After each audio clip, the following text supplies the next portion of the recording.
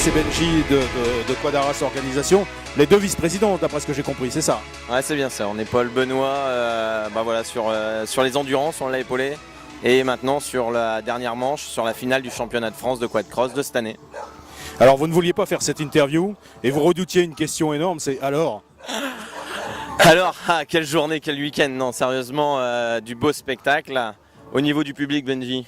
De belles entrées, on fait pratiquement plus de 2000 entrées, donc on est très satisfait. Le principal c'était de voir les bouches radieuses des personnes qui étaient là sur le site en se disant c'est spectaculaire, il fait beau, on mange des glaces, on mange des frites, on s'éclate et voilà quoi. C'était un super week-end quad, mécanique, des sports mécaniques quoi. Donc voilà, Arras je pense peut se targuer d'avoir fait et fourni un super spectacle à la population locale quoi.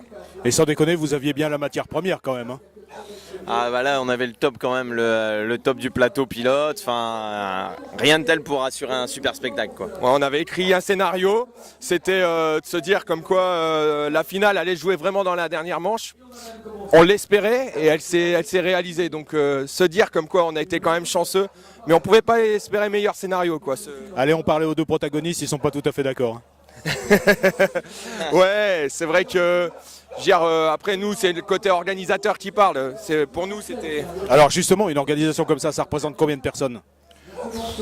Dans le bureau on est 6 en fait qui avons œuvré depuis 16 mois en fait pour cette manche et puis surtout à avoir fait des réunions jusqu'à 3 ou 4 heures du matin. J'en vois qui se marrent, donc c'est pour ça que je pense à eux. Et puis c'est surtout tous les volontaires qui sont là depuis maintenant 8 jours et qui sont là d'arrache-pied pour nous aider à monter cette grosse organisation. Quoi. Ils nous suivent, surtout, ils nous suivent depuis quelques années, depuis les endurances aussi. Et voilà, on était quoi, une quarantaine, 40-50 volontaires encore aujourd'hui. Et ils sont tous là ce soir et on est fiers d'eux.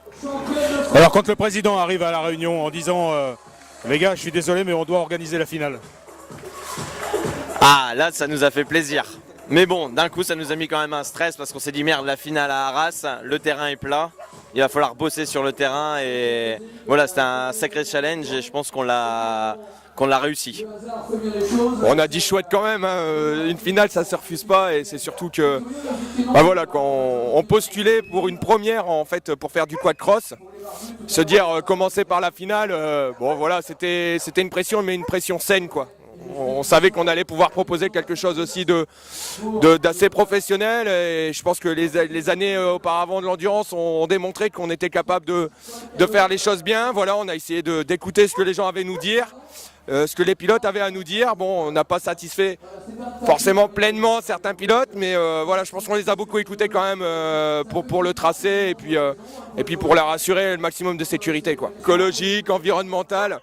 C'est vrai que ça, on peut se targuer entre guillemets depuis quelques années d'avoir institué sur Arras, en fait, surtout dans les sports mécaniques, ce label un peu environnemental. On a l'impression d'être au chenil de la SPA là. Ouais, c'est très environnemental ce qu'on disait, c'est très vert, hein, les chiens sont les bienvenus.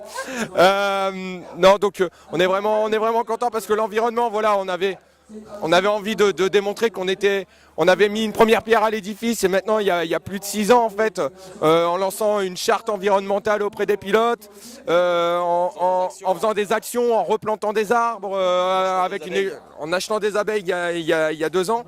Et donc voilà, cette année on va voir encore si on peut contribuer par la suite en post-événement par rapport à la compensation carbone.